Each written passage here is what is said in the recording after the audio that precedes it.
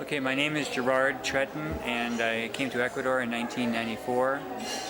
I was going to spend just 3 months studying Spanish and Latin American culture, then I was going to travel around the rest of South America. But I was with a family stay, and I met a woman who was part of that family, and her name is Teonila, and I got married, and got myself a 9-year-old son at the same time, and that's how I got here. And are you still a U.S. citizen or Ecuadorian? Yes, yeah, I've got dual citizenship, U.S.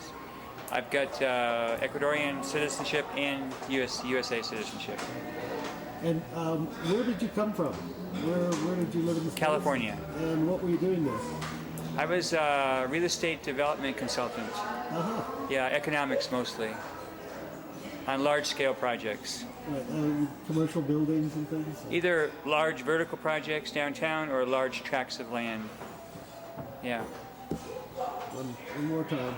Worked for banks, for real estate developers, for property owners, for cities, doing the economics of large-scale real estate planning for large projects. But what happened is, in 1994, just before that, everything crashed. Not as big as the crash in 2008, but everything crashed. And basically, I hadn't made any money for a couple of years, and I decided I was just going to follow a dream and go to South America, take a year off from doing anything. And so that's how I got here. That was your motivation for coming? Yeah, it was just everything was over, you know, it was like finished. So I decided now it's time to do what I wanted to do. And so step by step, how did that all come about? You just packed up and moved out? Or Pretty what? much so, pretty much so. I figured out I had to pick a country, and I was kind of obsessed over Argentina. I figured Argentina and Uruguay and Chile were more European, you know, so I wanted to go there rather than something like the Andes where, you know, it was Inca country and all that.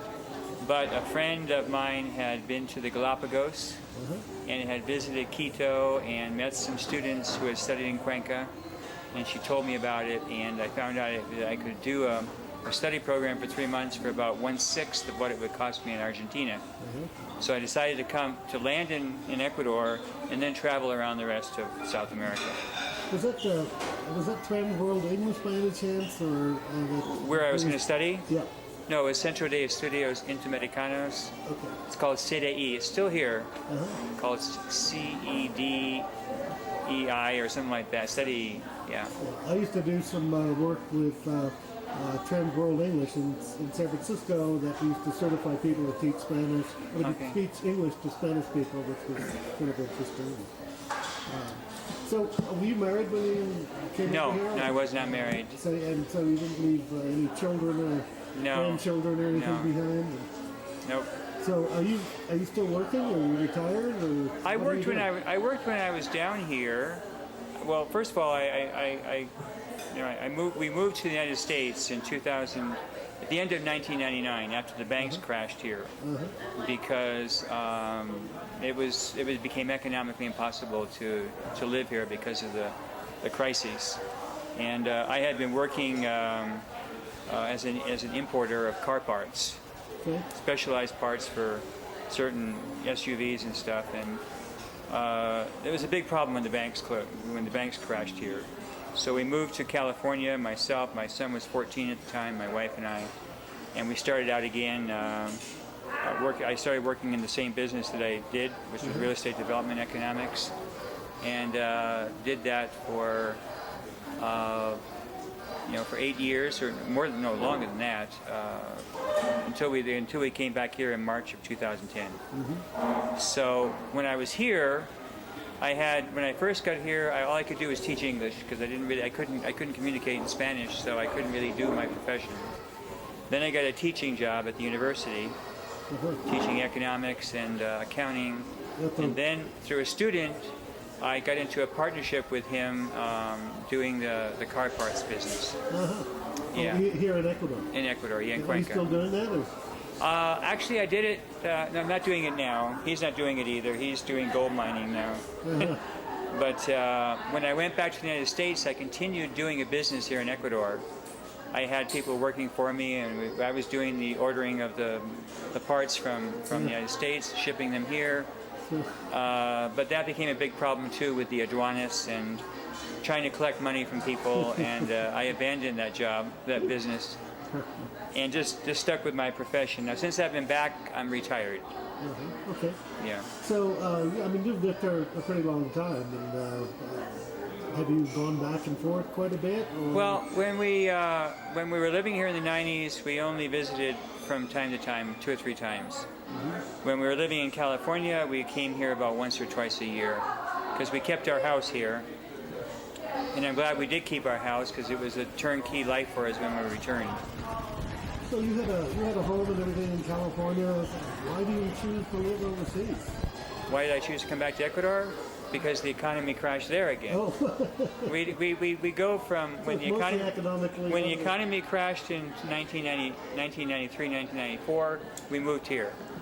When the economy crashed here in 1999, we moved there. When the economy crashed there in 2008, 2009, we moved here. So we just, whatever's going on, we go where it's more secure and so life can be better. A key to success in overseas living is being flexible. Exactly. And adaptive. Right. So what are the most difficult challenges or issues you've personally faced living overseas, living in another Well, when I country? first came here, it was a completely different world. There was no expat community here. There was no. You had to speak Spanish or else it didn't work. So the language was a big challenge. I understand that's really not the case now. There's people who can live here and not speak Spanish and get by because of the large expat community and a lot of Ecuadorians who speak Spanish. So language, I was critical of everything. By the time I left here in 1999, I had 2 typewritten pages of the things I would change if I was in control. And, a lot of that was just, me, my problems with not accepting things as they are. Sure. So by growing with myself, these things aren't an issue anymore. The only problem I have with Cuenca are the blue buses with their black smoke and the pollution. Other than that, I love Ecuador. I love Cuenca. I don't have any problems with anything. It's easier that way. So what are the best things about living in another country? I mean, living here, because I really only, when I was in the Air Force, I was in the Far East, in several countries, but living and being with a family, life is just more tranquil here. Did you say my challenges or what I like? Well, challenges first. I don't really have any challenges anymore because I gave up. I gave up. It's called total adaptation.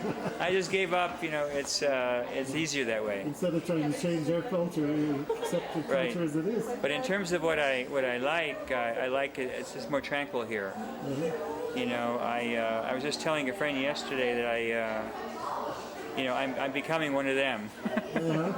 I really am. It's just I just when I'm in the city, I just feel more like Ecuadorian than I do as an American. What does that mean? That you're not driven or stressed? Or? Not driven or stressed. There's no hurry, no big deal. Driving. I do drive here, so you just drive. Be careful, and there's a protocol here. It doesn't seem like there is, but between the drivers, there is a protocol. And there even is a protocol between the pedestrians and the drivers. Everybody knows what to do. It's just play the game. Yeah, it's just. And so people are frustrated when they first come here because it's so different.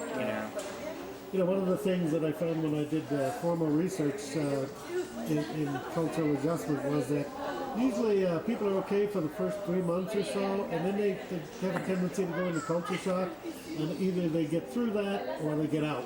Have you found that kind of experience to be true? Absolutely, yeah.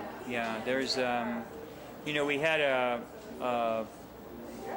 what would it be called? It's when the police revolted. You were here, weren't you? Yes. It was in, was it 2010 or 2011? 2010.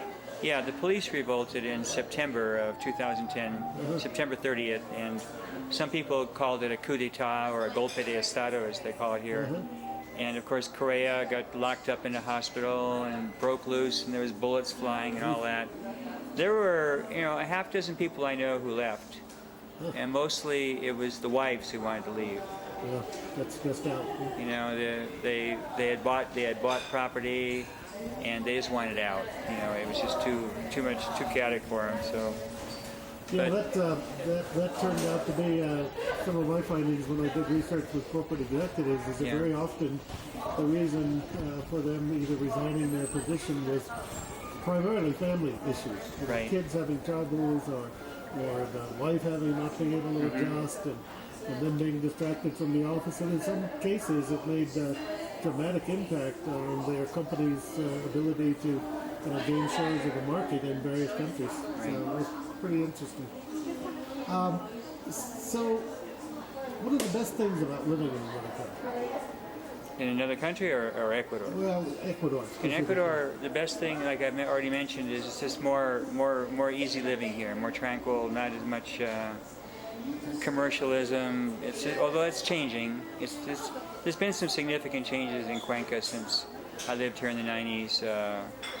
And it's the influences of movies and television and all that. The young people, it's changing, but Cuenca has pretty much maintained its character, over the years. It's not like Guayaquil or Quito where it really has maintained. I just like the tranquility of being here. I like the nature. I like the rivers. It's green when it rains. And you can just go outside this. We own some property out in San Joaquin, which is 10 kilometers from here. It's like going out into another world. We're going to build a house out there. It's just awesome here. That's great. So share a story or an episode that illustrates the best things about your experience abroad. The best things about my experience abroad is being able to survive anything that happens, and in knowing what to do. Because it's not like you're trained to survive, but you just witness everybody around you, putting up with all kinds of ordeals and things like that. One of my neatest experiences was I was teaching English out at the hydroelectric plant back in the early 90s, and we were trying to get back to Cuenca after 2 or 3 days of me being out there. I was actually in a bus with several people. And the indigenous people had gone on a strike, and they had closed down all the roads. And we tried to cross this bridge in Paute to get back to Cuenca, burning tires and cars on fire and all that. We couldn't cross. The next day we came back. We tried to cross on a footbridge, and they tried to break the bridge and drop us off. And we ended up that same day floating across the river on a balsa raft, and then walking 17 kilometers over the mountains in the rain at night. And that was my indoctrination to you just get it done. That was a pretty serious event. A pretty serious situation, and what helped me, there was maybe about 15 of us who did the walk. And there was a woman, she was a teacher at the school there, and she had her 5-year-old daughter on her back, walking 17 miles. So I couldn't complain, about 17 kilometers. So how did that all turn out? Well, we got home to Cuenca, and the strike ended, and everything was okay again. Okay, just like that, right? We had lots of, the 90s were very turbulent here. We went through 7 presidents in 10 years. Presidents were fleeing the country in helicopters off the roof of the presidential palace. It was crazy. Has things calmed down quite a bit now? Yeah. This government that Rafael Correa has is pretty. It is the best ever. The only problem, I really like Rafael Correa. I like what's going on in Ecuador, but the only thing I don't like is intervention with the press. That's usually the first thing that happens when a totalitarian government starts taking over. Is you get rid of the press, you get rid of the opposition, and so I'm a little concerned about that. But there's marvelous things happening in this country. Did you have any kind of orientation or preparation to prepare you to live in this culture before you? None whatsoever. So you just came faith in hand, I guess. I had no idea what it was going to be like here. I just came here. Do you have any a most interesting story? The one you just told. That's the one I got. Yeah, I don't have any more than that. That's the best one. So, what advice would you have for other American expatriates considering, moving overseas, moving to Ecuador? Be prepared for a total change and relax. Take it easy. And do you find that? And you work real hard at learning Spanish because life will be better here if you do. Yeah. You get a lot more from being here. Yeah. So, and do you find that the economic situation is very advantageous now? I mean, it's pretty inexpensive to live here. We're living for about excluding housing because we own a house here. We were paying a big mortgage in California, so I don't want to compare those things. But in terms of food and transportation expenses and all that, it's a definite advantage. And we don't travel a lot. Travel is expensive. Imported products are expensive. So if you're just looking for some stability of living, have a roof over your head and having food on the table, and somewhat eating in restaurants, there is an advantage here. But it's the gap's closing. Although I understand it's just becoming tremendously expensive in the United States. So as it becomes more expensive here, it becomes more expensive there, and so it's still better to live here. Yeah, I've been wondering what's going to happen, as inflation increases in the United States, based on the diminishing value of the dollar, how that's going to impact things here in Ecuador. Yeah, well, I mean, a lot of people are coming here on Social Security or pensions, and who knows what's going to happen to those. Yeah. I think everybody should have a plan B, and a lot of people won't be able to have a plan B. Yeah. I live here. I've got Ecuadorian family here. I've been in business here. We've got some agricultural land, or the family has it. We may have a plan to survive here, but if Social Security just ended, it'd be a big mess here. Yeah. Big mess. Big mess all over, I think. Yeah. So, is there anything else you'd like to comment on related to your experience of living here or living abroad in general? Gosh, I just the only thing I can say is the sooner you give up, the better. To give up and let everything be the way it is, and it can be a really, really good life. Just surrendering to the way things are, fit into it. We'll always be unique. We'll always have our own ways of doing things, but don't let it get in the way of making friends and enjoying the life here. Sounds like a good piece of advice. Thanks very much for your willingness to comment and share your story. It was fun.